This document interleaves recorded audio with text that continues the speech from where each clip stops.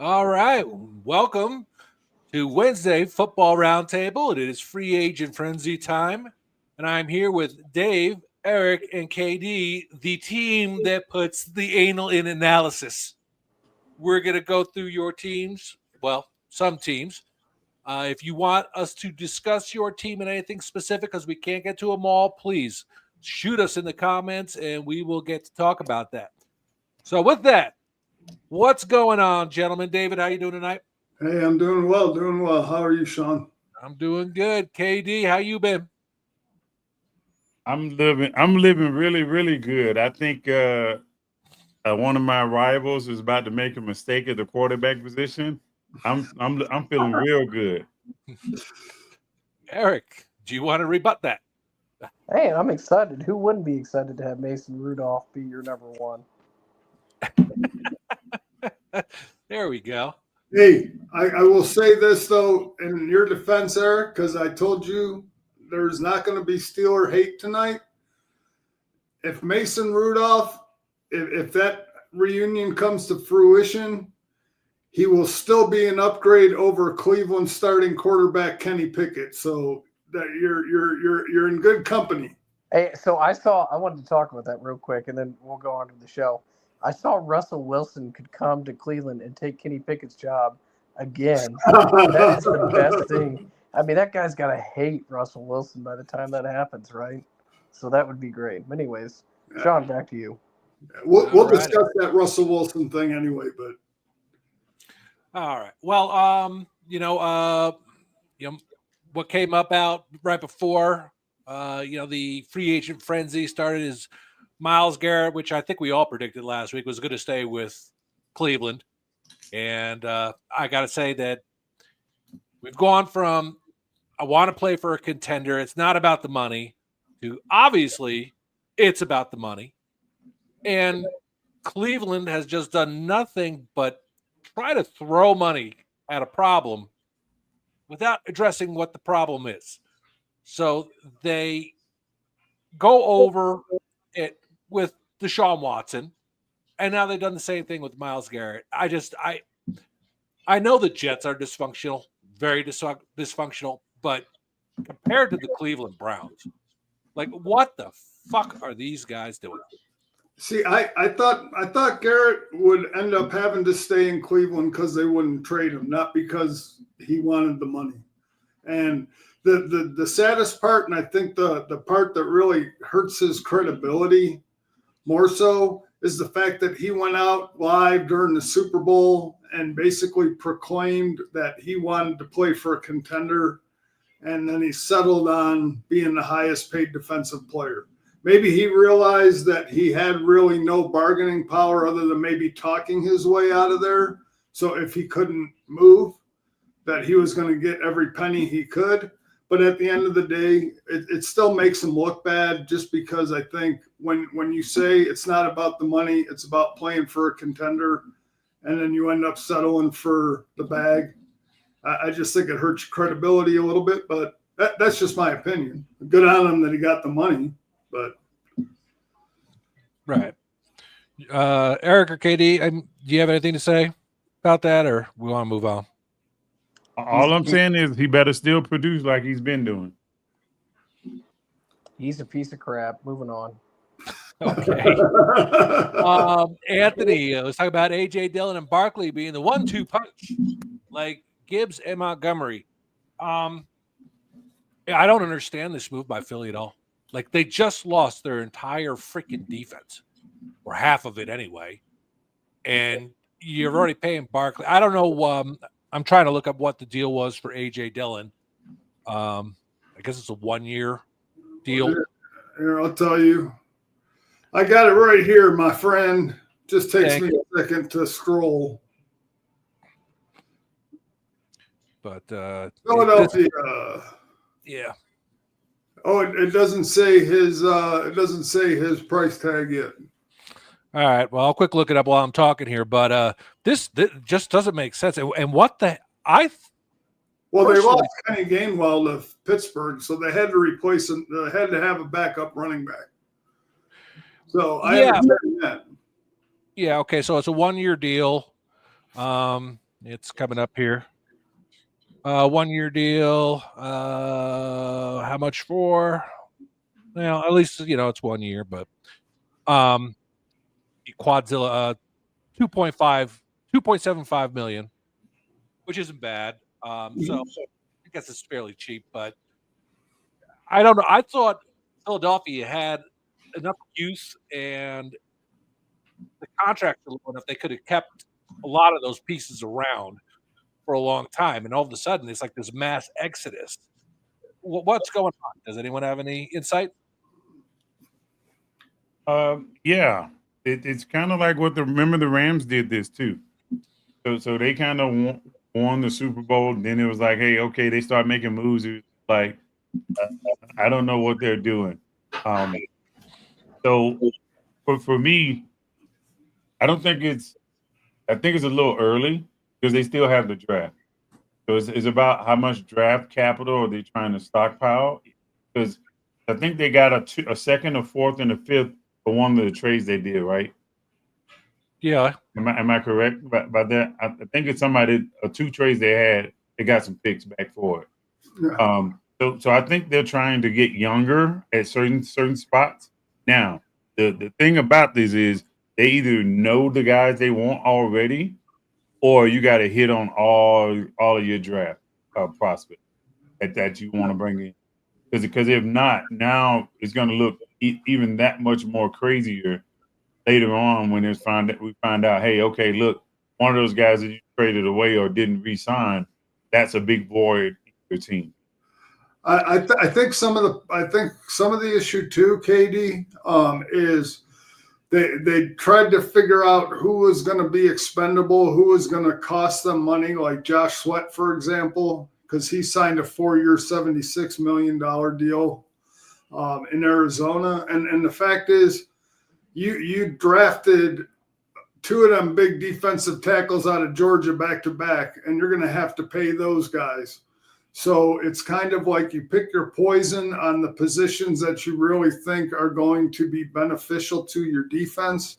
Darius Slay left. Obviously, they released him and was picked up by Pittsburgh today. But Darius Slay already said he only wanted to play one more season, and he's 36 or 35 or whatever, however old he is, and good on him because he still has good ball in him. But again, like I said, he basically made it clear that he was only going to play one more year. So, I think they just kind of picked their poison as to the positions that they could fill in the draft based on the depth and the quality of players that are in that draft based on their draft position. And picking at the end of the first round, you're basically doing best available anyway at that point. So if you can get some picks for some of the guys that you traded away and got rid of some of the money that you would have had to spend on other guys, I think it just frees up money down the line to be able to pay the players that you have to pay anyway. So remember when I talked about this week on the chat, we're talking about, teams that are mortgaging their future and then eventually the bill comes due. And that doesn't happen. Lamar Jackson will sign $500K and stay in Baltimore, and Josh Allen, they'll just restructure that until 2070. And I said the bill eventually comes due, and you got to make decisions on players. You got to let people go. You got to start rebuilding through the draft, etc. Well, the bill is due in Philadelphia, right? Jalen Hurts got the big contract. They brought Saquon Barkley. They have decisions now to make. Therefore, these guys, Milton Williams, gone to New England, Slay to Pittsburgh. They start to piece some of the team together, knowing We're ideally probably not going to. We won our Super Bowl, achieved our goal. Probably can't keep this together. Probably can't keep restructuring for the long haul. So now we need young guys to develop and fill these roles, right? Because we're going to have to pay Jordan Davis. We're going to have to pay these guys. So we can't keep everybody. We can't keep mortgaging down the road. We have to make decisions. Philadelphia, the bill came due. Now they're paying the due, or they're going to have young guys. They probably will go backwards next year. Probably won't be as dominant. Still a good team, but there'll be a bunch of young guys, and they'll go backwards to go forwards, just like the natural process and the natural order of things of building a team. I just got to say one thing about your thought process, okay? Because here's the honest fact: good GMs understand that and see that early enough, okay? Because yes, they didn't even restructure Josh Allen's contract; they gave him a new one. They ripped up his old one and gave him a new one. But here's the thing that you don't understand, okay? Josh Allen is getting $250 million guaranteed, okay? But here's the thing. In 2 years, Josh Allen's going to be the 13th highest paid quarterback in the league again. Because what happens is the money for quarterbacks doesn't go down. It goes up. So proactive GMs who see this and understand will do that now and then save themselves another team having to pay, I don't know, Trevor Lawrence $75 million because that's what the market does. I hear you. Wait, you don't have to pay Danny Dimes $45 million because that's what the market says. You set your market for your quarterback. I hear you. And in 2 years, they'll lower his cap number by extending his contract another 10 years. He'll be signed until he's 45, trust me. No, he won't, because the salary cap goes up.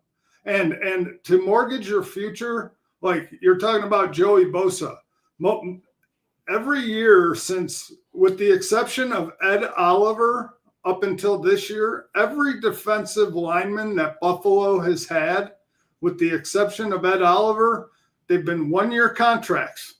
So you're not, and Von Miller when he signed in 22. But other than that, every defensive tackle, every defensive lineman, other than rookies who are on rookie deals, have been 1-year deals. So you're not mortgaging any future whatsoever. You are paying a guy $12 million. He's going to count $12 million for 1 year, and then he's going to be gone, and so on and so forth. So you're not mortgaging your future. And when it does come due, they had to cut how many guys last year? And they didn't do anything but improve. It always turns into the Buffalo Bills Power Hour. So I'm sorry, Sean. No, moving on. What's our first topic? That's all right. I want KD to have a little bit to say in here because he's been diligently quiet when he's freaking out. You're saying half of the truth when it comes down to this. Those guys performed exceptionally well. That's why the price went up for them. They could have afforded them if they didn't go to the Super Bowl. Those guys weren't top 10 worthy in the playoffs. Everybody, if you look at the Philadelphia Eagles, every unit defensively had their moment in the playoffs. Every stinking one of them. It wasn't like we were saying, hey, the linebackers are costing them a game. The defensive line is costing them a game. The secondary is costing them a game. Instead, it was they're winning games for them. That's why you see some of those guys getting chipped off the top. Because truth be told, players can come down off of their prices. And can they not? Can they not say, hey, Kansas City has done it 3 years in a row? 3 years in a row. Yeah, you're talking a Super Bowl champion team that's consistently winning championships, though. Right. A player in his prime is not. So why? Okay, so why is their price not going up? Because they give them a realistic chance at competing.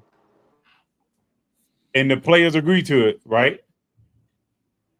All right, we're good. There we go. I seen the little nod. We good. All right, so we have a question from our audience for Eric. Are the 49ers rebuilding or just making cap space for Purdy's next deal? I think both can be true, and I hope Shiloh doesn't bark here in the middle of this, but I think both can be true.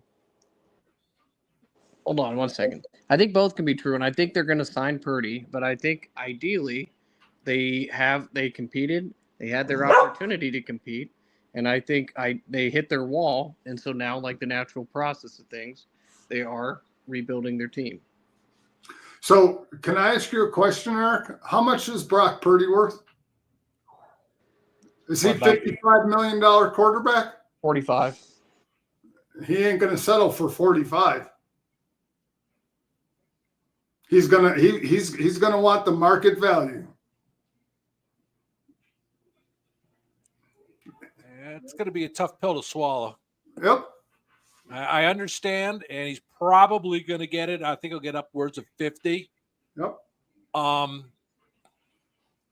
with what he had, he was great, and I think the Niners are in deep trouble this year. I don't think they're. Sure. I think they're going to actually they're not. They're going to end up the same way they did last year. The Niners built for their 3-year championship window run. Brock Purdy got hurt last year. They came up short the year before against KC in the Super Bowl, and they put it all out, and they knew this was coming. And they had Brock Purdy for $750,000. That's house money. You can load up everywhere, and it didn't work out. And now the bills do. That's called paying the bill, is when the bill finally comes due and you hit on a 7th-round quarterback, and now you got to pay him $50 million because you didn't build around the quarterback until that quarterback came due. And that's the problem. And that's what happened in San Francisco.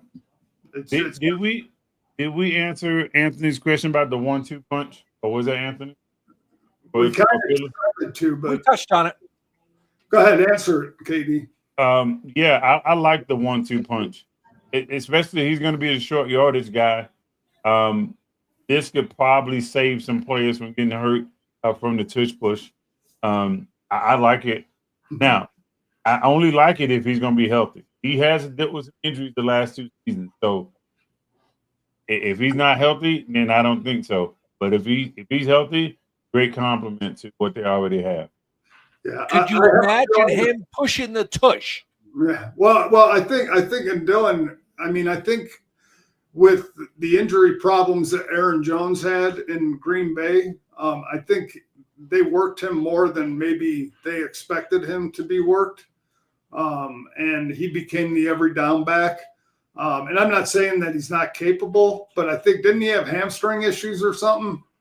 So yeah, hamstring and knee.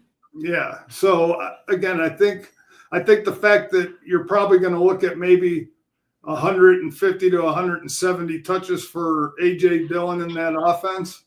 I think it will be that compliment. He'll be that guy who's going to get the nasty yards in the middle. Do we really think? I'll be honest. Do we really think that Philadelphia is going to be as good as they were last year after everything they just lost?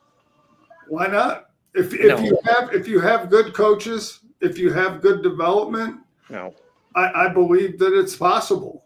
I don't think it's going to happen, and here's why: it's the natural process of things, right? You're at the top for a while, you continue to be competitive at the top for a while, and then you go through a natural step back to go forward. It happens all the time in franchises. Okay, all of our franchises that have been here, we've seen the Ravens go through, during the Harbaugh days, some 9-7 seasons, some 10-6 seasons. We saw Brady go through some 10-6 seasons when Brady was at his run. It's just a natural thing. So Philadelphia probably goes back here, right? So younger players got to get experience. They got to get better. They're going to get a bunch of rookies in critical situations to get better this year. They'll get better as the season goes on, but they won't be as good as what they just lost. It'll take a couple years, right? I don't know. I mean, for all the talk of last year, there was a team that was supposed to be really bad that ended up being better than they were the year before. So is it a natural progression? I don't think so. I think if you have talented players who play in a system with a good coaching staff, I believe that it's possible to not have that step back. Yeah, but that same team, right, got to the playoffs and then didn't get anywhere. And so they're also losing Cook possibly or they're starting to lose kind of key components of that I team. get it, but they might not be as dominant as they were, but they could also they might be able to rely more on their offense and less on their defense. It just depends on the evolution of the Eagles and what they do and how they do. I'm gonna put this out there. Philadelphia is an 11-6 team that loses in the second round next year. Okay, all right, that's fine. I won't remember that, but somebody, if Hot Pockets is out there, remember that Eric just said that. So let's move on to some other teams. Let's talk about the Geno Smith trade there. Going back to Pete Carroll. That was surprising to me. And then Sam Darnold getting picked up by the Seahawks. I personally think that Geno Smith is a better quarterback than Sam Darnold. I think the Raiders came out on top with that movement, but it had to happen. So what are your thoughts on what the Raiders are doing and what Seattle has to do here? Anyone? I don't mind Darnold going over there. Again, I figure with the young coach, the fact that Darnold had a great season, I guess he earned his money. Do I think that Geno Smith is better than Sam Darnold? I think that Geno Smith has had a couple more years of proof as opposed to Sam Darnold's 1 year. But again, the problem with quarterbacking in this league is it's so important. You have to be in the right place at the right time to cash in on your one good year. And it's happened to more quarterbacks than maybe it should have. I mean, Geno Smith has had 3 years that he's been able to put together quality seasons. Darnold, being a free agent, happened to string his best year in the NFL right at the time of free agency. So can I sit here and say Darnold is going to pan out and be worth the money that he got paid? I can't tell you that today. But being what it is, it's better than the alternative in Seattle because they didn't have one. So here's the problem. Okay, Seattle, for whatever reason, traded away all their weapons and signed Darnold and set him up in a bad situation. I'm not sure why he'd want to go there other than the money. So that's why this whole players are going to take less money and keep you competitive theory is very few and far between. It's the exception, it's not the rule. So he went for the money. Now he's got Lockett's gone. He's got Jackson Smith and Jigma, right? So the one receiver he has left. He's got Marquez Valdez-Scantling now. Yeah, well, that's nice. That's like having Van Jefferson. I mean, that's great. Wonderful. So he's got some fourth receiver now on his on the depth chart, but they don't have enough, right? So he took the money. He got paid. Good for him. He knows that probably this will be it because Seattle's not going to be any good. That team's going to win 3-4 games at best right now, looking at the roster. They're void of talent. The defense. Is Seattle in a position? I don't know what their draft choice is, but they could draft a wide receiver. I mean, theoretically, but it's still not going to be a very good team. The defense, they've just lost too much, right? So ideally, it's going to take time. I don't think Tyler Lockett was important to that offense, and he's still out there. They could bring him back. They still could do some things to help their cause. But right now, looking at both their situations, I think Geno Smith has the better year. I think Geno Smith is the better quarterback, and I think Geno Smith's in the better situation because the Raiders doubled down on Max Crosby. They're still trying to keep what they have together. I think he's the better quarterback, and I think Pete Carroll's the better coach. Go ahead.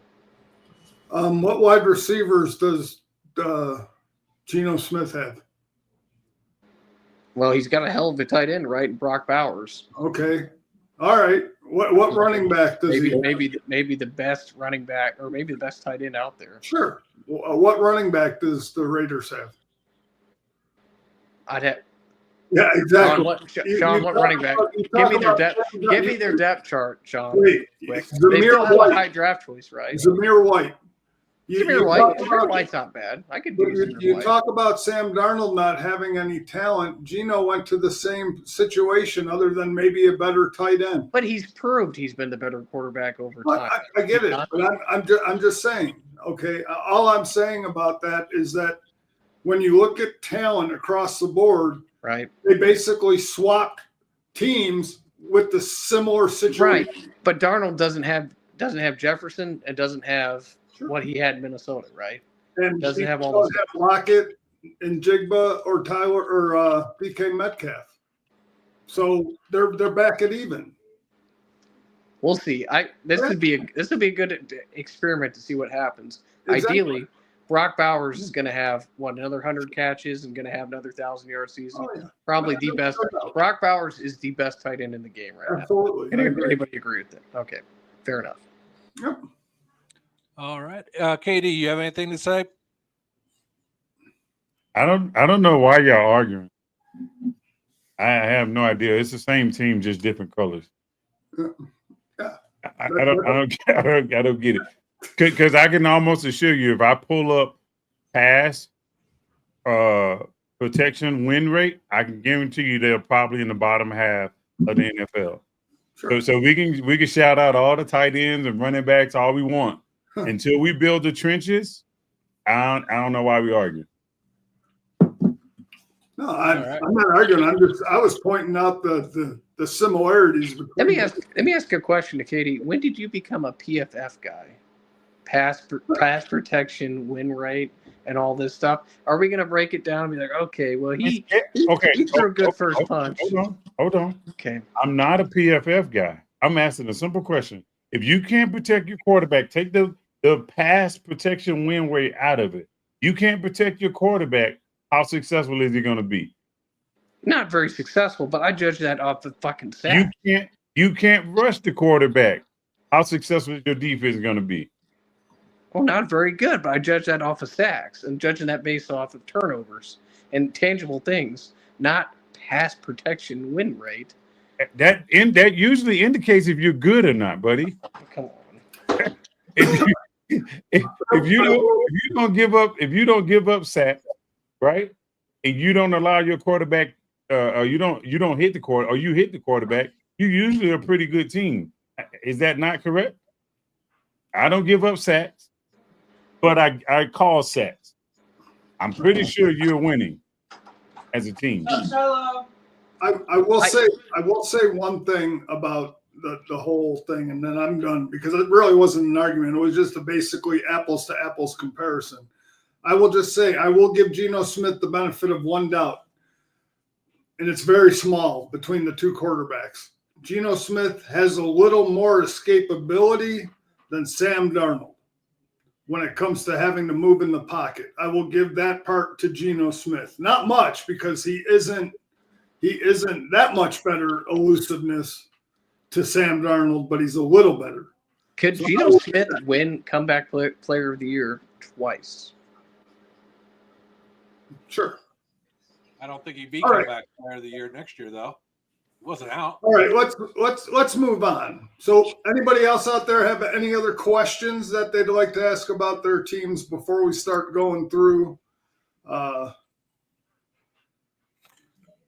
some of the big free agent signings of this afternoon and Tuesday and Monday and trades and whatnot? Yeah, we'll get to the Pittsburgh QB situation later. We're not going to jump into that. No. So let's just, I guess, start off. KD, your Ravens. Are you happy? I'm okay. I'm not happy. I don't get happy for guys in March. I want to see the production in January. That's what I'm here for. I can care less about regular season Super Bowl champion. I don't care about that. What I want to see, there's some other holes that I need the Ravens to address. We need another safety that's going to be a complement to Darius Washington, Kyle Hamilton. We need a defensive tackle because Michael Pierce he retired. So there's some other things that we need. So I don't get the whole hey, I'm super happy because we signed DeAndre Hopkins. That's cool. At the end of the day, what's it look like? What's his expectations? His expectations are very low compared to the career he's had. So at the end of the day, I'm not happy till I see what the Ravens actually look like after free agency and after the draft and even into the season, probably after the break. So, all right. Yeah. I like the fact that you re-signed Ronnie Stanley. And I think that is huge for Baltimore. And I only say that, and this is just my opinion, and you can correct me if I'm wrong. I know there might have been other offensive tackles, a little younger or whatever, that you could have went out and got and let Stanley walk. But, there's something to be said about offensive tackles in certain offenses. Baltimore's, Buffalo's, the type of offenses that have a running quarterback. You don't have to all be all pros, but you got to understand what your quarterback is doing back there and how his game is different from a regular drop back guy.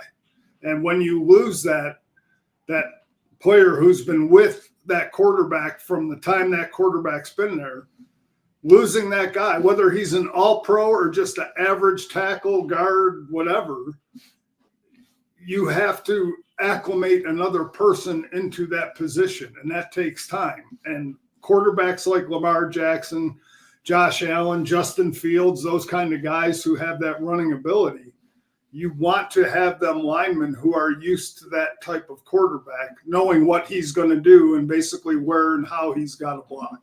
So I thought that was huge for Baltimore.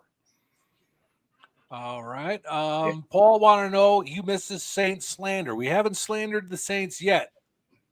Stay here, Paul. It's coming, I promise.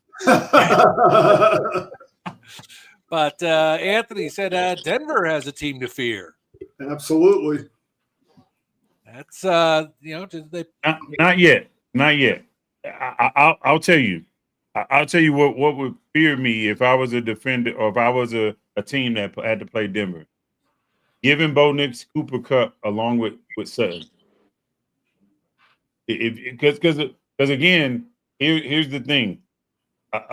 That type of quarterback needs a familiarity all around the field. If I get that familiarity with a guy that can take the ball 15 yards in breaking route and go 70 yards, right then and there, now we make the game slower for him.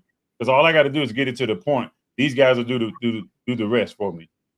If Denver gets a second and third viable option, they could be scary. The last part to that is we got to get a complimentary run game. They have to. If they can't run the ball, it's no good if you're winning 30-10 and you can't run the ball to conserve that lead. So you got to get some kind of element to your run game, and you got to do it fast, because if not, teams are going to play zone on you, and they're going to say, look, all right, we just got to rally and make sure Bo Nix don't kill us. I'm telling you, I disagree. I do believe the complimentary run game. Okay, I know they got rid of Javonte Williams. They have Audric Estime. Who's not Ashton Genty, but Trayvon Henderson, the running back from Ohio State. Yeah, he's somebody that they could target in the middle of the first round, or that Orenthian, whatever his, I don't know how to say his name, but I think Trevion Henderson could be a guy, but you forget about Tony Franklin, and he was a rookie, and he had moments, and I think him and Bo Nix, I believe were they teammates in college?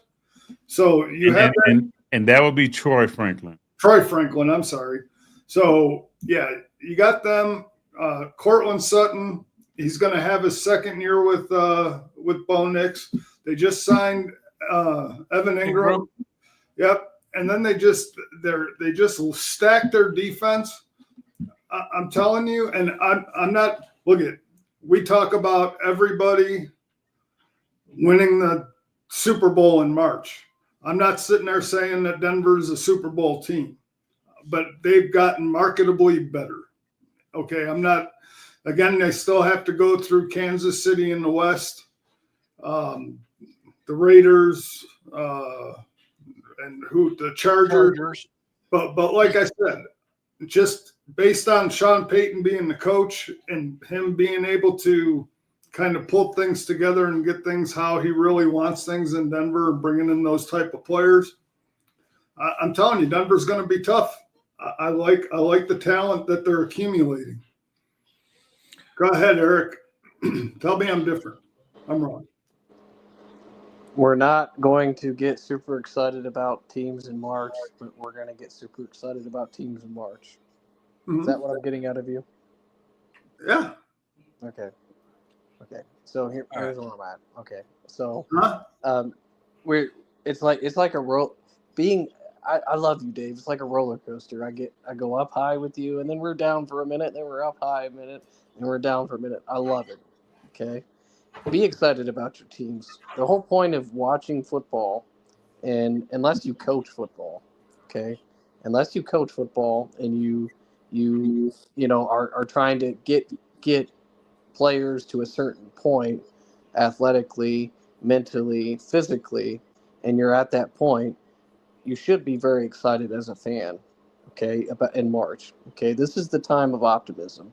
If you don't have optimism and you're not excited about football, you're in it for the wrong reason, because none of us are ideally making any money off these teams. None of us are, unless you gamble, I mean, which can happen, but none of us are working for these teams. So if you're not enjoying some part of the season, you'll just end up depressed all the time when your team loses 5 in a row, right? So March is the time to be excited. Okay? So I mean it's the time. Don't be like, wow. No. We're gonna fucking suck. I mean, No. around like that. I mean, Sean's had enough of it. No, understand. Justin Fields MVP, baby, right? Right. Understand what I'm saying. You put that hate on me, Ricky Bobby. Yeah, I do get excited about my team, but I don't look at my team or teams and say, oh my God, we got this guy, we're going to win the Super Bowl. But there's nothing wrong with having that optimism feeling, because if you're in a constant state of depression, then nothing's any fun. I try to stay more in a constant state of reality. So when the fact that I lose 5 games in a row at the end of the season, my entire offseason is crushed. True reality. I mean, here's the point. Okay, most of us look at this as an escape, right? Football is an escape. I coach football, and I it's not for the money. I do it for the love of the game, the escape, the thrill of competitiveness. I root for my football teams because it's the pinnacle of what I do. It's the pinnacle of football, right? NFL, the top athletes, the most elite athletes. So if you go around and you're like, I'm not that excited, we'll see what happens kind of thing. And you go and you live your life, and most of your life you're kind of doing the same thing. You're just kind of getting by. You're doing your job. It's kind of monogamous and boring, right? Because any one of us, and here's the truth of humanity, any one of us could not be here next week. Right. So you want to spend your whole life just being monogamous? No, fuck that. DK Metcalf, he's gonna have 1,500 fucking yards. Great. And you know what? He could be MVP, and I'm gonna fucking enjoy it. I'm here for the ride. You're right. I want you to enjoy it, but Mason Rudolph is gonna have a excellent freaking year. This is the difference between a Steeler fan and most fans in the NFL. You see, the Steelers fans are like this because in 22 years, you haven't had that dip where you've gone down and have been like in a 15-year rut of 4-12 or 5-11 or 6. You've been 8-8 and you've been happy because your life has been average all the way across. See, now as a Bills fan for 20 years, when I was getting by on 5-11, 4-12, 6-9, okay, and I wanted to commit suicide, now I have to stay in reality because if I get too high, the drop-off is like desperation and death. So I've already been that low. So now I'm here. I try to live in Pittsburgh land as opposed to being in, three-peat Kansas City Super Bowls and all that stuff. I try to live even keel. Like Aaron Rodgers says, 28-11 is a bad year for him. 10-8's a bad year for us. So I'm here for it. I'm here for it. Wait till you go 3-14. Hey, I'm here for it. Aaron Rodgers is coming on board, and we're gonna win the fucking Super Bowl. So I'm here for it. And all I can say is screw you guys. And hey, I'm big Stop the cap. And the last thing I will say, and we can get on with this, is at least if Aaron Rodgers signs with Pittsburgh, I can't call you a hypocrite because last year you said he was going to win the MVP with the Jets. So when you say he's going to win the MVP with the Steelers, I can't call you a hypocrite. Well, that was actually a good segue, Eric, because we know you're working hard, you're up early, and you're sleepy. So go ahead and talk about your Pittsburgh Steelers and what's transpired. And what may transpire. I'm excited at certain points, and I'm not. Like, I'll miss Landon Roberts. He was a tone setter. But like every other Raven that decides that, hey, playing for that fucking city sucks. Malik Harrison came over. He gives special teams value as a guy that can come down and play punt team. He can play kickoff team. And so I'll take the special teams value of a backup inside linebacker, right? We're not like you fools putting him out there covering running backs and stuff because we got Peyton Wilson for that, right? So ideally, and Patrick Queen. So here's the deal. Like the rest of your Ravens, I could use that. And then he can spend all freaking summer telling me all the intel about what goes on inside that building. So I'm all for it. Okay, great, good signing. Special teams player from your rival. Good signing. Darius Slay. Okay, what that tells me, boys, is they're high on Corey Trice. They signed him to a 1-year deal instead of going out and getting another corner. That means they want to have him mentor Trice and Porter because they're probably high on Corey Trice. So Slay can probably help Trice eventually become the guy there. It's probably a pretty smart move for a young defensive backfield, right? Especially corners. You want a guy that's been there, that's won a Super Bowl, that's been the captain of a Super Bowl team in Philadelphia. That's a pretty good move, a character move for a defense that needs some character. And then we'll see with Aaron Rodgers. I can tell you, I want Mason Rudolph either as if I can't get Rodgers, I think Rudolph could have a career year with that offense. Right? He wasn't terrible in those final 3 or 4 games he came in. I think he could come in with Jalen Warren in the backfield, who's a pretty good pass-protecting running back, okay? And then he's got I like my young line. I think DK, and I think he throws a decent deep ball with DK on one side, Pickens on the other. A lot depends on Broderick Jones at left tackle, Roman Wilson. So we'll see what happens. Hey, by the way, I had a scoop I wanted to share with that, and then what did he ask? Put that back up, and I'll share the scoop here with you.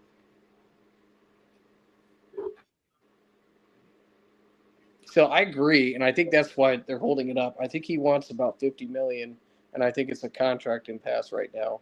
So I think that's what's holding up the deal right now because he wants paid. He's also being paid. The Jets are taking a significant cap hit. I read today by making him a post-June 1st cut. But as far as the scoop, so he went to buy merchandise, a Pittsburgh New Era. I shared it on the chat. He went to buy some Pittsburgh merchandise today, and they got an invoice for Aaron Rodgers. So he's obviously trying to buy merchandise. He's considering that as one of his stops. Though I would not blame him for Minnesota because Minnesota is a good situation to go into as well. All right, just real quickly here. Saying you should sign Becton. Becton is probably going to leave Philadelphia. I have a personal stake in this because the Jets drafted him. They drafted him as a left tackle. And he was scheduled to make left tackle money. So the Jets said, you ain't a left tackle. And they caught him. And so Philadelphia got him for nothing. And they put him at right guard. So what are you going to do? If you get Becton, what are you going to do? You going to pay him guard money? I mean, I would hope because he's not a tackle. What are your thoughts on picking up Becton for Pittsburgh, Eric? Well, they're picking up. We don't need any offensive linemen. I don't want to pick up. I'm good with Jones. I'm good with some Samalu at left guard. Zach Frazier was near all pro level as the center. I'm okay with McCormick as a rookie at right guard, and I'm good with Fatanu at right tackle. Okay, because Fatanu was a really good player who was doing really good things in camp, was doing really good things, high draft pick. It depends on Roger Jones at left tackle, but I'm good with having young guys develop. And I don't want to get a veteran old guy. I want more of the young guys, get them experience, let them get their teeth smashed in some more, and they're going to get pretty better. They'll respond. I mean, Broderick Jones is a great profile player who just didn't have a lot of experience at Georgia. Okay. And we can disagree all day long about the rest of these guys, but I'm high on Zach Frazier. I think by the end of the year, Zach Frazier will be, if not a Pro Bowler, in the All-Pro discussion as a center. I think he's a really good player, really tough player, and I think he did really good things last year. You remember they had 3 rookies last year, 3 guys under 23 last year. Sure. Your dog agrees. No, I don't know. I think the biggest problem with Pittsburgh's offensive line with Aaron Rodgers back there is you better have 5 anchors because he ain't running nowhere. He ain't moving nowhere. And you better have 5 anchors who can keep defensive linemen up because you have a statue. I mean, the only thing I will say about Aaron Rodgers is he releases the ball faster than Russell Wilson. But still, he has no movement anymore. And he is a statue. He is a sitting duck in the backfield. He has no escapability whatsoever. You better have 5 anchors on your offensive line. I think he can still move better than Russ does. What's that? I think he can still move better than Russ does. I mean, I watched Russ last year, and he's slow, guys. He might have better instincts than Russ. I would say he has better instincts than Russ. He has a better pocket presence. Russell was always, as soon as things got crazy, he ran out of the pocket and threw. He can't do that anymore. Aaron Rodgers just feels pressure. Right. This is one comment I love. Maybe he's buying the hats for the big reveal. If Aaron Rodgers sits down at a table with a Vikings hat, a Pittsburgh hat, and a Giants hat, I'm going to shit myself. That would be such an Aaron Rodgers thing to do. But I got to tell you, I would freak the fuck out. So anyway, Sean, how are you feeling about Justin Fields up there? He's cheap. So, I mean, I'm not expecting great things from the Jets this year. The one thing is the Jets don't have an offensive line, and your poor quarterback's got to run for his life. Well, that's what Justin Fields does. So, I mean, having a mobile quarterback is going to help. Maybe it's going to slow down that pass rush a little bit. I don't know. I mean, I'm not like, wow, this is great and this is going to solve our problems, because it's not. But I'm okay with it. I mean, who else are we going to get? Because we're not going to be able to get one in the draft. We can wait till next year. And if Fields fails, we're going to have a good shot at a good quarterback next year with the draft class coming out. So, the Jets are doing some things. They lost Reed, which I don't think was that big a loss. People say, "Oh, Reed is him and Sauce." He gave up a lot last year, man. They pick on him all the time. C.J. Mosley's gone, but that was a year too late. But honestly, as far as the Jets go, if I can, looking at their schedule, if we went 5-12, I would say that's about what we're looking at for next year. I'm not gonna get hope. I'm going to be realistic. I think they could pull off 11-6. Still a good defense, right? Fields has still got a high ceiling. He's still not a bad quarterback. I'm not mad at Justin Fields. I think he can play, and I think he can move, and I think he's a great athlete. And I think given the right situation and given the right belief in the system and the right coaching, I think he could still be successful. I think it's too early to count the Jets out. I will ask you one question and one question only, Eric. So tell me when the Jets have developed a quarterback, and I'll wait. Just because it hasn't been done doesn't mean it won't be done. This is 6 years in the league for Justin Fields, and he hasn't been developed yet. I think he made good strides last year. I think he would have been better than Russ at the end of that year. Maybe if he would have stayed in Pittsburgh, but he didn't. And now he's going to a team that hasn't developed a quarterback, and they haven't in years. And so I don't see – I'll see a regression before I see growth I think Aaron Glenn's a great coach, and I think that the Jets are going to be a team to be reckoned with eventually. I think he's going to fix that team. I think it's a great hire. I think it's a great system. It's a great culture. I'm a big Aaron Glenn guy. I think he'll bring a lot of what Detroit's doing. I think he'll learn a lot of that. And I disagree. I think the Jets are coming. I think New England's coming. I think it's a very intriguing division. Oh, Yeah. Let's talk the Buffalo Bills for a little bit, and then New England. Yeah, no, I actually in free agency, yeah, I like Joey Bosa because we need a pass rush. I mean, that was evident from day one, and I hope our draft continues that way where we help our defensive line. I think the underrated one is the Michael Heck, the guy from the Rams. I think that could prove to be a very fruitful addition. Josh Palmer, I like him because of the fact that he has separation. It's something that Buffalo, from a receiver standpoint, out of all of our receivers last year, not one of them could get separation. There was no separation between backs and defensive backs and wide receivers. That was non-existent. But what I really like about the Bills in free agency more than anything was the fact that we actually re-signed our own guys.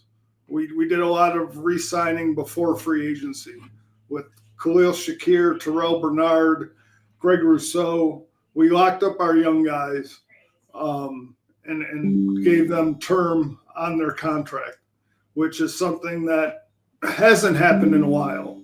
And I think that's key. I mean, when you're looking to build, you have to lock up your young core. And I think this year they did that. And so they'll have a little more cap management going forward. They'll have a little more cost certainty anyway going forward, locking up the younger guys that they needed to. Again, the Bosa contract, the Ungabajobi contract, all those are one-year contracts. They're not mortgaging the future. What's paid is paid. It's gone. It's gone. It doesn't linger. It doesn't carry over. There's no dead cap money. There's no this and that. What they get paid is what they get paid. And if they stay, they stay. If we re-sign them, we re-sign them. If they go, they go. And we're not bound by anything. So I'm happy with that. I don't have a problem with that at all. If Joey Bosa and Heck can add to our pass rush and help us get to the quarterback, it's a win for Buffalo because that was one of our biggest issues we had last year.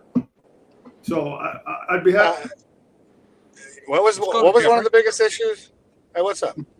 Getting to the quarterback. Pressure. Well, I don't know how that was the biggest issue when we were second in the league in sacks. I think the biggest issue for us was stopping the run and containing the middle, right? I think we did fine with the quarterback. If we're, I think the only team that was, I mean, I don't remember where we finished 2-3 in sacks. So we were getting to the quarterback. We weren't stopping the bleeding when it was short gains and we were getting gashed in the playoffs on runs, right? So anyway, everything you said, I'd agree with. I'm not disagreeing with it, but I don't think we were having an issue with the quarterback or getting there anyway. I don't understand. 1 second. I'm trying to listen here, and I'm not a Von Miller supporter. I had my Von Miller shirt here. Now I got to return it. It says because he's not there anymore. So that's a giant waste of time. Oh, don't return. You don't get to return it. But anyways, let me get this straight. Okay, so he has 5.5 sacks, and we're like okay, he's bum, overpaid, whatever. So we start the season, we got like negative $12 million. Okay. So then we're like, okay, well, we're just going to extend Allen to 2075, and we're going to probably let Cook go because we can't afford him, and we'll just go spend $14 million this year and this and that instead of probably getting the same production at like as a 5th round pick, right? Because you probably get a 5th round pick that can get you 17 tackles. So we signed Bosa. We're excited about that, and then I go look. I'm like Nick Bosa. I'm like a little worried about Nick Bosa. I'm like, okay. If they're getting Nick Bosa, that might be a good deal. Then I go and look at Joey Bosa. And I haven't watched a lot of Joey Bosa, but I went and looked at his career and how it's gone. And I start to look at his numbers, and I start to then look at the readouts, and then look at the game by game of his production. and he's worse than Von Miller. And we're like, okay, well, that's a great signing. We think he's going to do really good. Well, let me pause you right there. I'm confused. Well, you should be confused because that means you can't read or you're inaudible in tone. No one said not a single person between David and I said this is a great signing. So that's one. Two, I said he's a strong edge. And you said, no, he's not because he's declined. Okay, so let's be realistic. 5-time Pro Bowler, first person, has the NFL record for the fastest to X amount of sacks, blah, blah, blah, blah, blah. And yes, he has some injuries. So sure, the concern is that he potentially could be injured. So that is a concern.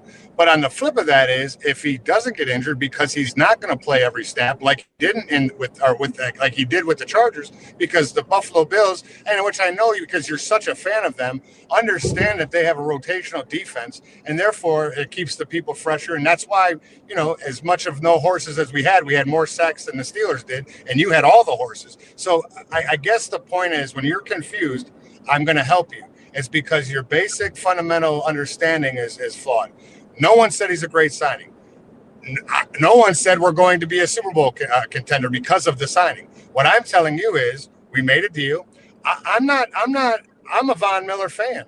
I would have been happy to cut Miller and re-sign him for a cheaper deal if it was the same hit that we're going to get for getting Bosa. I would have been happy with that because, well, Von Miller was hurt 2 years ago and he was healthy last year and he did okay. He didn't do great. He made an impact when he needed to make an impact, i.e. you own a shirt, and that's the impact I was looking for because he wasn't in the rotation all the time. But still, I guess the idea is that because all of this is a pending if Joey Bosa can stay healthy and if the change of environment with a defensive scheme that obviously Sean McDermott says he fits because he's kind of the coach. And if he doesn't have to put so much wear and tear on his body because of the usage in which he's going to get, for the usage he does get, it'll be productive, which, and I will just say, I'll give you an if he stays healthy, whatever the stat line you've seen in decline, I guarantee it'll be better than what it was. So even when he's played a full season, though, he's not been as productive as you think. Okay, yeah, but hold on. I'm just going to give this to you on top. But here, I don't disagree. Wait, Davey, I don't disagree. But what I want to say is this: Am I causing like some loud noise? No, my wife is cooking chicken or something, and the fire alarm is going. Well, hey, mute your shit and go take care of it and get the loud noise off the fucking TV. Worse than my dogs here, Dave. Hey, don't burn the house down. Anyway, but look, here's the thing: you can say those things, and I'm okay with it. But tell me a time over the course of the last X amount of years that the Chargers have been a threat to anybody. Even though they've had a stellar offense, even though when Bosa was there, they went out and got Khalil Mack, they got Jackson from New England. They went out and bought a defense, and Anthony Lynn was the head coach. And now you finally bring in, and Staley was the head coach. And we've talked about how inept and foolish their coaching staff has been. Last year, they went out and got Harbaugh. I get it. It didn't improve drastically everywhere, but it improved enough for them to make the playoffs and then get their ass kicked. But at the end of the day, all I'm saying is, if the 5-time Pro Bowler comes back to a level of play and is it a scheme in which will benefit him, I can only imagine that he'll be okay, better than last year, and it'll be beneficial to us because he's not an everyday down. Now, do I agree with the dollar amount? Could we have done it somewhere else? Yeah, maybe. Could we have drafted a 5th-round pick and see? Sure. But here's the deal, and I'll just say this. Buffalo, even though it was a rebuild year and we were going to be awful, number 2 in scoring. We went to the AFC championship game, and we're a contender right now, despite what you're saying. So we're not concerned about 10 years down the road, and we should get a 5th year back. We're not in a Minnesota Vikings perspective where some reason they think that them getting to the division game and getting trounced by Detroit, they're only going to get better by bringing J.J. McCarthy to start, which is foolish as shit, which means they have all this talent, they're going backwards. Buffalo doesn't have that issue. So what I would tell you is, and I will guarantee this, I'm not going to guarantee where they finish, but I will tell you that they're going to be equal to or better from a statistical perspective on that side of the ball, regardless of opponent. And I'm okay with that because we've consistently done the same thing year in and year out for the last 5 years. So Okay, It's so not going to hurt us. I will bring the Joey Bosa the fact check stats next week, and I will show you all the way down as I studied last night. Okay, this 5-time Pro Bowlers, I'm not arguing. I'm not arguing the degradation. Okay. I'm not having the Pittsburgh Buffalo shit. Okay, this is not. Hey, go put out the fucking fire. It is out. But listen, this is about free agency thing. Here's my point, and it's real simple. I don't care about what Joey Bosa's stats were 2 years ago, last year. Okay, obviously, I've seen Brandon Beane as a general manager. I'm not a general manager. When Brandon Beane brings people in, he brings them in for a reason. Okay, they get paid a lot of money to make these decisions. Drafting players is one thing. It's a hit and miss. It's a 50-50 proposition. Sometimes you hit, sometimes you don't. Sometimes you hit in the 5th round and you miss in the 1st round. Kyer Elam, Christian Benford. It happens. Happens all the time to GMs all across the land. But here's the thing. When you're specific in what you're looking for in free agency and you pinpoint and you target forget the things about injury, because injuries can happen to anybody at any time under any situation. You specify a target, you have that target in mind, not because his name's Joey Bosa and in 2018 he was the defensive rookie of the year. You look at him today and what he can do to help your team today. I will take a general manager. Like, I can sit there and laugh about last year Pittsburgh signing Van Jefferson, but there were games that Van Jefferson outperformed George Pickens, Calvin Austin. No, there wasn't. Hey, but Dave, real quick, but you should take heed to Eric's stat conversation. It's important. It's important because Russell Wilson had 26-12, and with that, they're going to go 16-1, and they're going to win the Super Bowl last year. But that's important for stats and declination and declining of stats and the benefit of last year's stats. My thing is, number one, if you want to go stats, I will say this. During the Brandon Staley era of the Chargers defense spent more time on the field than the offense. So a tired defense, you get injured, your stats go down because you're spending more time on the field. Okay? But be that as it may, I don't care about any of that. And to Jeffrey's point, none of us said that Joey Bosa is going to put us in the Super Bowl. And nobody said that this signing was going to be great. I mean, I could go back and say last year, the last 5 games, TJ Watt didn't record a tackle. Do I care? No, doesn't matter. Doesn't diminish the fact that he's a great defensive end. He just didn't have any tackles or sacks over the last 6 games of the season. That's okay. But, you'll still say he's the fantastic, better than sliced bread, but he didn't record a tackle in 6 games. So they should cut him because he's worthless, right? No. Hey, real quick. I've been gone for like 2 hours. Hey, any recent signings? Because I know you guys were actually talking about real shit before I came on, and I don't want to beleaguer the point about something. No, the last one I got was Rico Dowdell. I don't know if there's been any since. So has there been any? Oh, Waddle from Cowboys to Panthers. Oh, okay. KD, just for you, the Ravens have released Marcus Williams, the safety. I'm sure you knew that, though.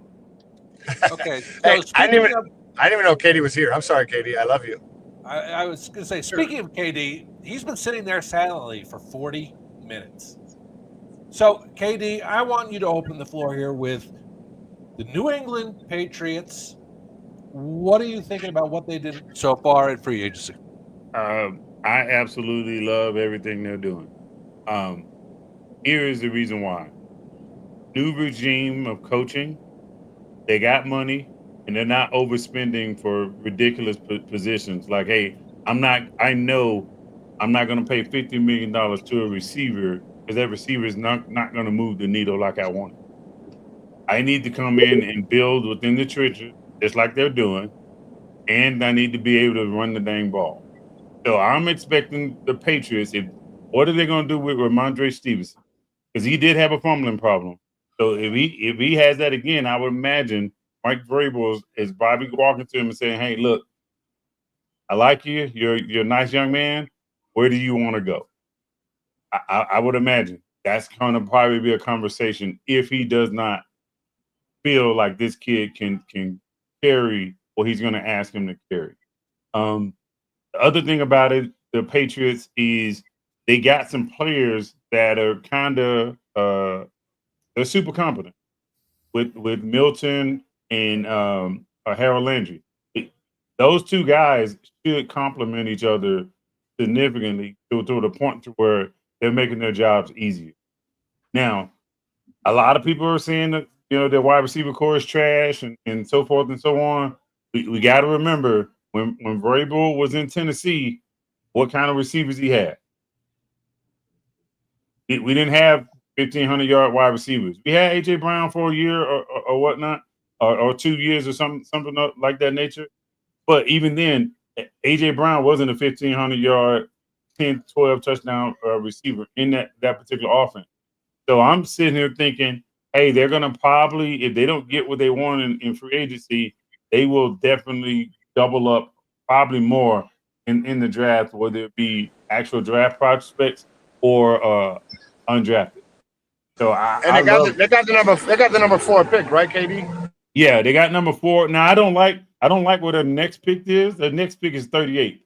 I think they should have had something in the 20s. They would have had something in. But don't you think they have a potential based on what they've done in free agency to trade and get and kind of group it up and get a little bit of some feedback or some payback? Yeah, absolutely. If I were them, what I would do, I would look to see if there's a team willing to come up in the top 10, and I could probably get 2 picks in the second or third round, early third round.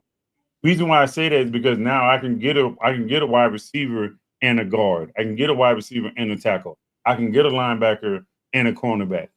That's because if I'm them, I want as many picks within the top 100 or so as I can, because you get a chance to have them grow all together. Weren't the Jets projected to take Shador at 7? And I mean, now that they went out and got an all-star elite QB from Pittsburgh with Justin Fields, do they stay at 7 to get Shador, or are they thinking about moving up or back or what? They could probably move back. Well, looking at the Jets, right? There's a couple of spots on the offensive line that could be shaky. So if I'm them, if I feel like I can still get my guy, which I think they could, they can get a serviceable guy as a tackle or guard. But in probably the lower 40s, they can get a guy that's serviceable. So if I'm them and we don't have a guy that's, hey, again, like I said, a needle mover, then why grab the Lamborghini if I can't protect it? If I'm gonna leave it outside, why grab it? So if I'm them, I'm gonna sit here and say, hey, okay, I need to find out who else needs a quarterback, who else needs a significant offensive lineman. I can take a Josh Simmons from Ohio State and still be fine because he can play tackle or guard. So again, they have to kind of say, okay, look, all right, what do I want when it comes down to the next pivotal piece for my offense or my defense? And once they deem what it is, I wouldn't want to be in the lower or the early part of the draft if I know I need multiple. I'm not 1 or 2 players away from contending. Okay. Who is that? Hold on. Because I want to jump in here. I listened very patiently here, and Jeff's come on. I've been very patient. Wait my turn for this. Okay, so first of all, I do like what New England's doing. Second of all, they do have to address the receiver position. They still have the money to do this. The idea, this is a Ravens fan who's never had any good receivers in his life, so he's coming from a team that they've never really had a threat of receivers. So he's coming to the idea of, well, I've got Lamar, and Lamar makes all these things happen. Okay, Vrabel had fucking Derrick Henry. So the reason that he was successful in that offense wasn't because, well, I didn't have any great receivers. It's because I had Derrick fucking Henry running the ball in his prime. So that was what was getting it done. So the idea of, well, we really don't need receivers. We can run the ball. That doesn't work, and it's not going to work. And that's not a realistic thing. You need your receivers to run off the secondary. You need them to make sure that they're in a nickel or a dime formation, because this guy's going to demand 2 guys. He's going to demand bracket coverage. So therefore, I can run the ball and not be running into 7 or 8 or 9-man boxes, right? So the idea that it's just a quarterback league and then the receivers, you could get by with, rookies, or you can get by without making investments, that won't lead to wins. That'll get you beat by Buffalo 45-10 because you're one-dimensional and you're letting Buffalo's defense dictate how the game goes if you don't have the talent at wide receiver. Okay. Well, So I just want to pause that just for a second because I want to ask a question about it. You can continue. I'm not going to beleaguer it. I'm just asking. So Vrabel got his start where? Before Vrabel was the coach in Tennessee, where was Vrabel? New England Patriots. He was he played with the Patriots. So under the Bill Belichick era and what he learned from as a player and as a coach was a three-headed beast because the New England Patriots have always had a run game, regardless of the stellar quarterback that is Tom Brady and the awesome receiving core that they always had. There was a running game that came first, and then the pass came off of it, period. And so when he left and went to he did have a Henry, which is obviously a cheat code, and we know that. But the fundamental basics, right? And this goes back to the Steelers' foolishness. And I'm not trying to pick on the Steelers, but Vrabel's done the same thing. From a player to a coach, he's stuck with the same guns. It's never. This isn't an idea. This isn't an idea. The idea is that Vrabel is going to continue to run his offense the way that Vrabel's run his offense in the way he's forever. So the reality is he's going to have a running back squad. He's going to have an offensive line. You're fair. I mean, that's 25 years ago. You're talking New England did right, that. And Thomas still doing the same thing. New England did that. Well, they're not. Now, obviously, they're making their changes. That's why they went out and got DK and George together, right? So, but the idea is, okay, well, Brady did that, and that's what New England did. They did that for 2 fucking Super Bowls, and then they adapted, and the NFL changed, okay? And so if you can't, the last year was an example. If you can't change, Vrabel's not stupid enough that he's going to do the same thing they did 25 years ago without a Derrick Henry. Because Stevenson, real quick, that's an awful long time ago to say 25 years. And you said for 2 Super Bowls, that was the entirety of Belichick's coaching regime at that place. Very, very much so. I guess they had a passing game, but it was a three-headed attack always. And Vrabel did that in Tennessee. And I'm not sure if you know, just for shits and giggles, Vrabel was out of coaching for a fucking year. So we can go back 25 years and talk about, Terry Bradshaw, even though he was already retired. But I'm talking about a dude who has shown this for the last 25 years. In his playing, in his coaching with both New England and Tennessee, that is what he's done. And he's only been out of the league for a year. And you can say he's dumb to not change, but I'll tell you what happened. When he got fired, guess what he didn't do? He didn't change. And when he got hired, he's not going to change. He knows what he knows, and he sticks with it. Win or lose, that's what he's going to do because he has been successful at it. Championships, I know, make equal success, so maybe not. But that's what he's going to do. Life is about adapting. So if he doesn't adapt, New England won't be competitive.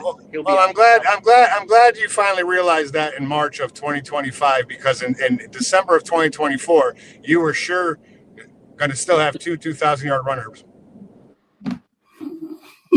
And I love how you automatically think there is a wide receiver that's available that's going to command a double team consistently. That's right. That's out there right now. I would like to know that wide receiver's name. Can you mention him for me? Anybody's available via trade if you have enough capital, especially the 4th pick. So sure, I can name off probably 30 teams, and I can probably name available. Off 5, what is available? What does available mean? Available. Everybody. No, sir. Absolutely not. Absolutely. Cup's the only one really out there. I gotta ask a question. What are you talking about? I wanted to ask you this, Eric, because this is why I wanted you to come on. Because this is something that really is perplexing to me about what Pittsburgh did. Not that 30 other NFL teams would not love to have DK Metcalf. And I'm not questioning the player. DK Metcalf is fantastic. My issue is this. Why, when you do not have a quarterback, do you go and number one, you give up a 2nd-round premium draft pick for DK Metcalf, and then on top of the 2nd-round draft pick, you pay him $33 million, knowing that you, at this particular point in time, have zero in the way of a quarterback. And then if you want to entice an Aaron Rodgers, okay, because you talk about the salary cap and how nobody has any money, and Pittsburgh has $60 million to spend. Well, right, not anymore, because when you sign Aaron Rodgers, you got to pay $45 million for him, and you just spent $33 million for.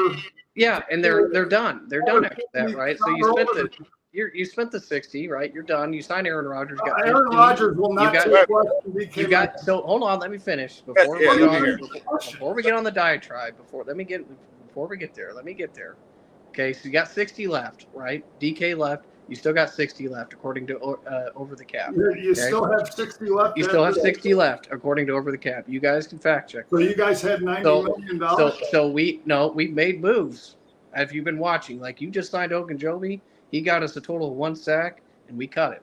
Okay? But we cut him because we're cap money. But ideally, I looked at Over the Cap today. It was reported they're about 60 left right now where they're at. They signed him to an extension, DK. Why do you do that? Well, I don't know. When you had Antonio Brown, hold on. When Ben came on to Pittsburgh, right, and they drafted Ben Roethlisberger, they had Plexico Burress and Hines fucking Ward. Okay, you had two really good 1-2 pair of wide receivers. Okay, you had a good offensive line. You went from 6-10 to 15-1. Okay. So what do you want to do? Maybe get a Jackson Dart. Maybe sit him a year and you get after Rodgers, and then he walks into a great freaking offense, and maybe you go win because you have a great talent around him. It's not just about the quarterback. It's not just, I got Josh Allen, I got Lamar Jackson, I'm going to win 14 games automatically. It doesn't freaking. Though that's what happens. But continue. It won't happen forever, but continue. I will continue. Thank you. Because Lamar's had some 10-win seasons. We're acting like, wow, we're guaranteed to win 13, 14 games every year. It doesn't work that way. Lamar had 10-win seasons when he got injured, and that's every other year for him. Oh, you right. I'm right. How many times he been hurt? We can get that up later. But ideally, if I get hurt and I still have 10 wins, your quarterback didn't get hurt and had 10 wins. What does that say about you? Okay, ideally the same. Nobody ideally, right? I mean, we talk 10, 11 wins. What's it matter if you don't win at all? But, I mean, so you're a better loser. You're higher in the mud of average. I mean, that's great, but you're still not a champion. So ideally, everybody's in the same boat until they win a championship. That's where I was at with Buffalo. So how do you get over the needle? What does Baltimore do to get over the needle, right? And I don't think it's spending a bunch of money on an edge rusher. I think Buffalo needed a big time weapon with what they have to get them over. A clutch weapon on 3rd and 5 that I know this guy's going to get it done. DK Metcalf is that. The last time the Steelers' offense was good, they had Antonio Brown, they had Le'Veon Bell, they had Juju Smith-Schuster. Criminals. All criminals. Can I ask you a question? Mr. Witt, can I ask you a question, please? Name those three players. Name those three players you just mentioned. Go ahead. Brown. Ben. No, you did not. Bell. No, he said. There you go. And who else? And then Juju. All right. So tell me about their hip movement. What was significant difference with those three guys versus Metcalf? I'm saying I get what you're saying. No. But I'm saying Metcalf is a different type of player. If we're gonna talk technicality, I want to know when the last time you seen Metcalf break down out of a route and go catch it and go 70 yards. I saw him run down Tyrann Mathieu 75 yards. Yeah, and an interception. Fast. You're right. He's fast. Tyrann Mathieu played defense. Yeah, and he ran him down from 20 yards behind him. But what do you do? What do you do with the ball? What does that have to do with getting in and out of your break? Last year he did have to play. I gotta ask. I'm sorry. I'm sorry. I have to ask because I actually got to go, and I really need to hear this. I need to hear this out loud because typing is always fun. So this is my question, and I'm sorry, David. I know you. I don't even think your question got answered because we all got crazy. But I just got to say this again.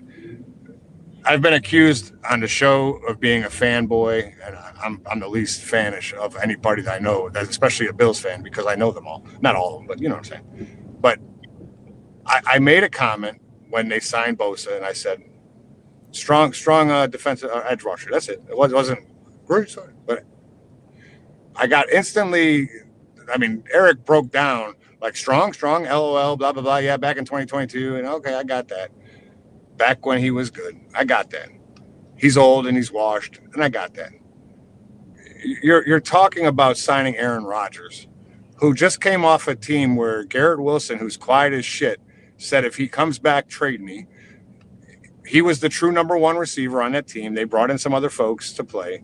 Aaron Rodgers did not have a great year. The Jets battled for the Patriots, who are talentless, for the worst team in the league. Rodgers is coming into this team with a guy who we haven't even heard from Pickens, right, about the signing of Metcalf, but he was pissed off at Deontay Johnson for taking reps from him. So now they signed a true number one because they're paying him true number one money. Pickens cannot compete with targets, period, because of the money, which means he's going to be livid because he needs targets and yards and all of those stats to become a paid number one somewhere else when he leaves 2 years from now. My question is, one, I just don't believe Pickens is going to be there. That's a statement. I think Pickens gets traded, maybe to the Chargers or somebody else, maybe to the Patriots, right? But the other part is, how in the fuck can we sit here and talk about Joey Bosa being washed, which maybe he is. I'm not going to argue that. Maybe he's declined and he's just there.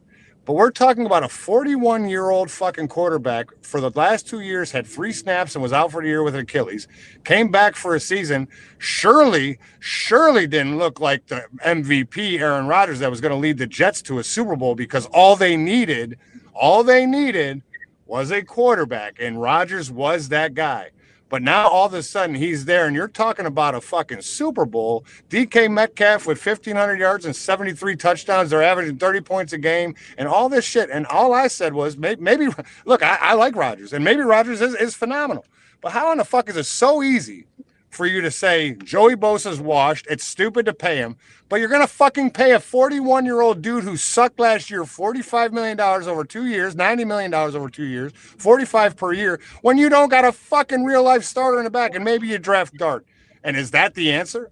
I mean, you didn't let Fields stay. I'm glad, by the way, because I think he's fucking awful and trash, which anyway, but I just don't understand where you're coming from at all, ever in this conversation.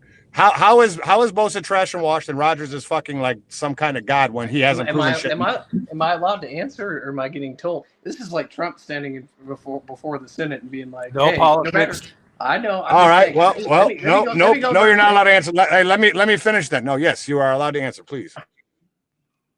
This is like me standing before the Senate and being like, no matter what I tell, or the Congress, no matter what I tell you, you're not going to like what I hear.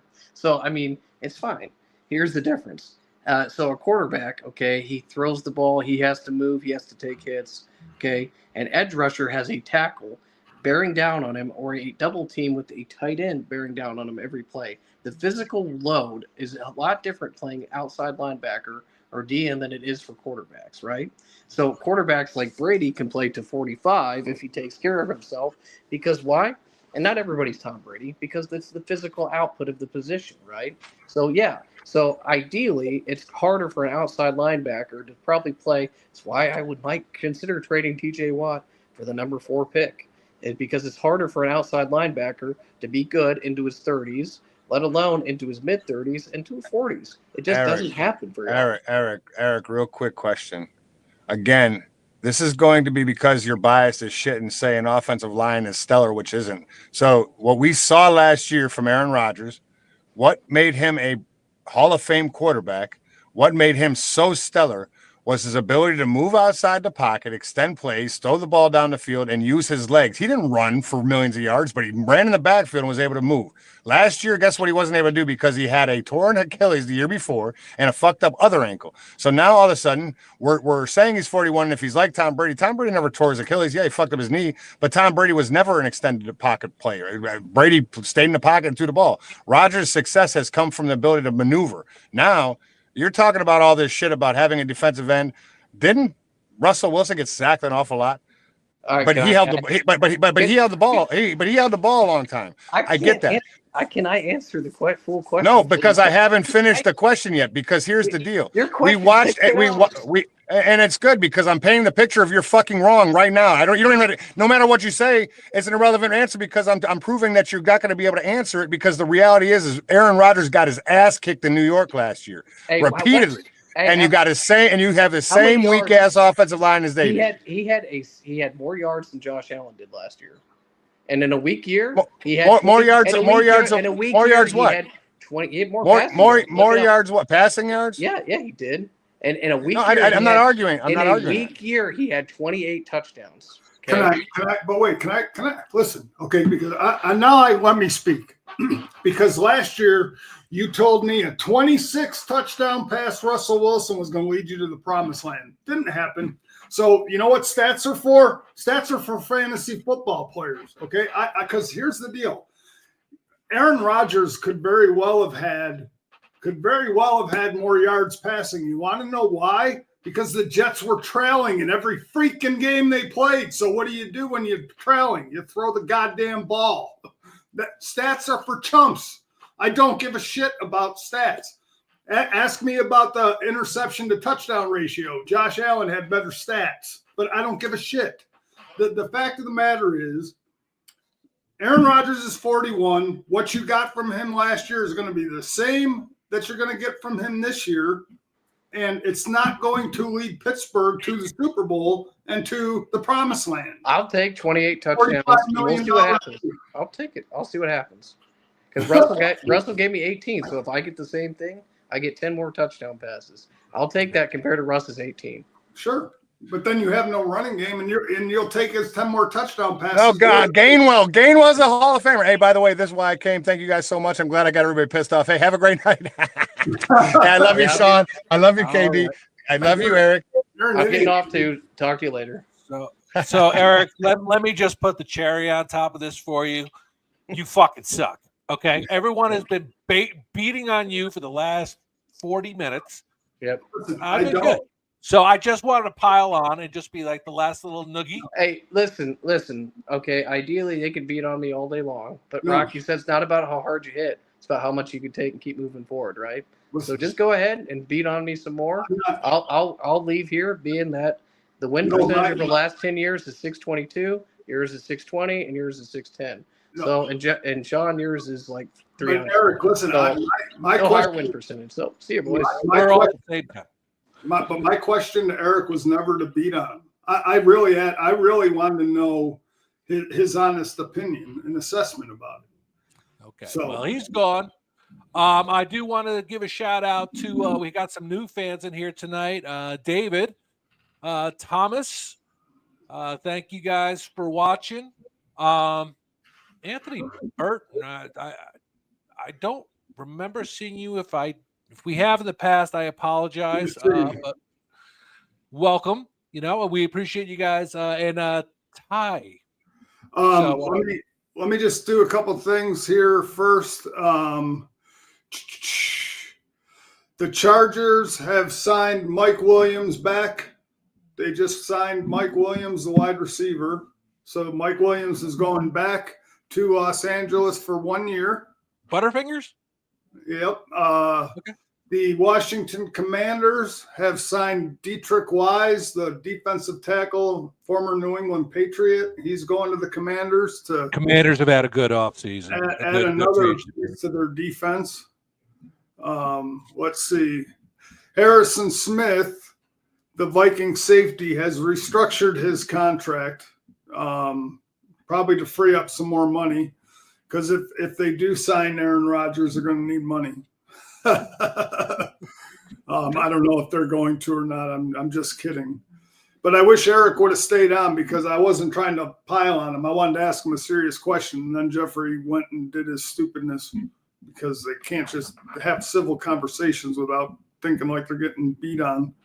I'm just going to go through and make sure that I've gotten everything that has happened thus far, that any new. KD, while he's doing that, I'm going to give you 2 minutes here. What do you think about the Commanders offseason, their free agency period? again, they lost him, but they brought in. It's gonna be interesting how they implement him. Cutting in and out. Gonna be. Oh my bad. It's gonna be interesting how they implement Debo Samuel. I do like what they did on the defensive side. Even back to last year, bringing in Lattimore, I think he should be a little bit more acquainted with the defense in his role. Bringing Bobby Wagner back as a field general was huge for them because that's one of those positions that you don't want to kind of try and find out in the draft that this kid is not able to carry the load when it comes down to calling the right plays and adjusting, need to adjust and so forth. The defensive line is still going to be formidable. I would like to see. Bringing Ertz back too was good because if they would have lost him, I think that's a safety blanket that you have at any moment's time for Jaden Daniels. So bringing him back real good. If I'm them, I'm still trying to build the rest of my secondary though, because at times it looked like people were trying to go at them. So I need them to get some guys that are a little bit more physical that can tackle in space. And you don't necessarily need a ball hawk. You just need somebody that's going to deny the easy passes to them. Because if you go down, we always hear the term coverage stack, right? If they can get a lot more of them, I think their defense will take the next step. So again, if the secondary is not giving up the free chicken, if you will, I think the Commanders could really contend for the division this upcoming. All right, David. Is there any more news from? Not any. Let's see. Oh, hey! 3 minutes ago, the Tampa Bay Buccaneers have agreed to terms with quarterback Kyle Trask. I just had to put that out. Super Bowl move. No, really not a lot of anything going on other than that. I did want to say Minnesota did a pretty decent job rebuilding their defense. They got Jonathan Allen and Javon Hargrave, the two defensive tackles. That's going to shore up the middle of their defense. Again, losing Sam Darnold and turning the reins over to potentially J.J. McCarthy if the Vikings don't go and do something by, maybe signing Aaron Rodgers if that is on the table. But again, I don't think Minnesota's going to finish 15-1 or 14-2 or 14-3 like they did last year. There's going to be an adjustment. They had a special year. But defensively, I think they've helped themselves. Let me look here. There isn't a lot of again, I do like what Denver's done. Like I said before, I think Denver is and again, it's going to be dependent upon like I say about free agency, like I said, I made the mistake a while ago of labeling Kansas City dead after they lost this guy, that guy, so on and so forth. The players, the names and everything are great when you see them on a piece of paper, but how they all play together, how they all interact, how they gel and mesh, that's what's going to be the key to success for any of these teams. I mean, the great names get bandied about all the time. It's just how they gel and how they play together. So, yeah, absolutely. And it's not over yet. This is only wave one. So, yep. And we're going to be on Aaron Rodgers' watch again, like we were a couple years ago. And for everyone who watched tonight, I want to thank you. And please, if you have Facebook, join our Facebook page. There's a lot of great discussions that go on there every day. yeah. Every time something happens, it's on our Facebook page. So, does anyone have any last words, or we're going to wrap it up here? Hey, Katie, I'll ask you one last question. Of any of the remaining free agents out there, is there any specific, either player or position group you're looking for Baltimore to address? Yes. There's actually, there's three. There's three names I wouldn't mind.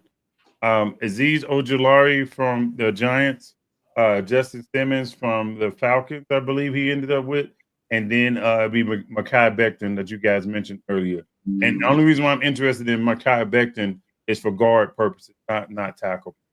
Right. Yep. And if I'm answering that for Buffalo, the one position they really need to address is cornerback.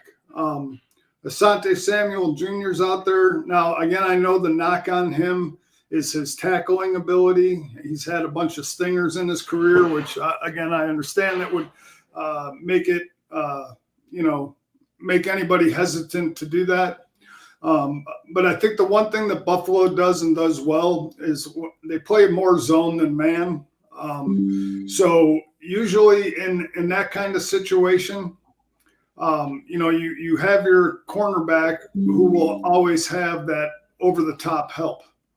So he's not left on an island to tackle the man by himself. There's always in that zone you have a guy over and under.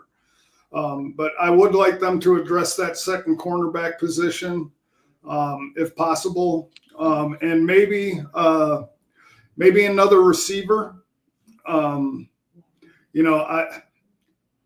I've seen Brandon Beane do weird things in my time.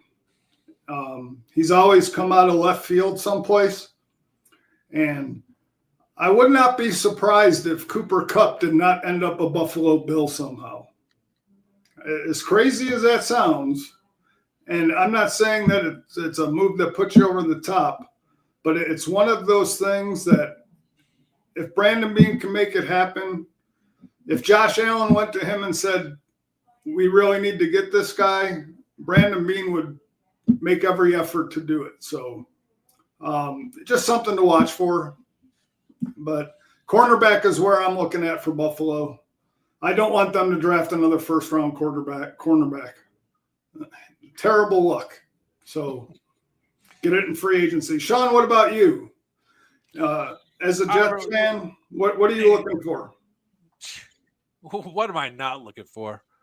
I'm looking for offensive line. I'm looking for receivers. Obviously, we just lost them all except for Garrett. We don't have a tight end. Oh, we did pick up a tight end, but he's not like whatever. Yeah, Jets kind of need everything.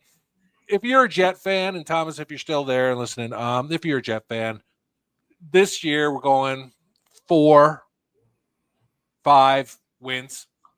It is. That's what it's going to be. Where do you draft? What number do you draft? 7. 7?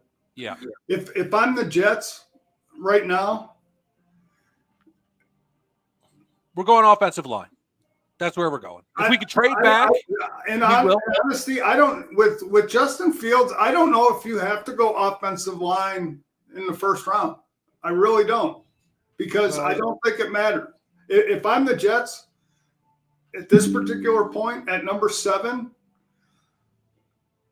I would go Teteroa McMillan if I were you. If you need a wide receiver, you get a young wide receiver opposite of Garrett Wilson at number we're 7. either going to go O-line or we're going to get Warren, defensive tackle. I don't know. But anyway, with that being said, yeah, that's about it. Just anyway, what I was trying to tell is our Jet fans out there, it's not going to be pretty. It's not going to be pretty. But we're used to it. We will get better in the future. I think we come in 4th in the division this year.